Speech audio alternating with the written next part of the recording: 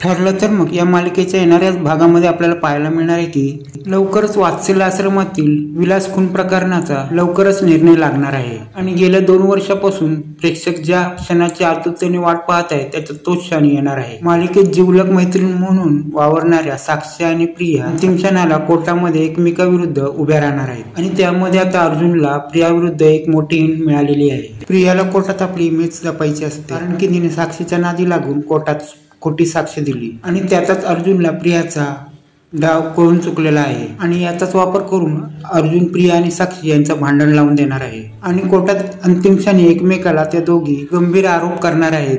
साक्षी कोर्टात म्हणते प्रिया गेली 2 वर्षे सगळ्यांशी खोटं बोलते। पुण्याच्या दिवशी मी प्रियाकडे पैसे मागण्यासाठी आश्रमात गेले होते। साक्षीचा हा सनसनीत आरोप पाहता प्रिया तिला उत्तर देते की गोळी मी ना या साक्षीनेच झाडली आणि सत्य कबूल केल्यानंतर प्रिया तोंडावर हात मारते। अर्जुन तिचा खोटारडेपणा हेरतो आणि म्हणतो हेच खरं सत्य आहे आणि इतक्या दामीने सांगते हे सगळं खोटं आहे। त्यानंतर न्यायाधीश समोर आलेल्या पुराव्यावरून अंतिम निकाल जाहीर करतात।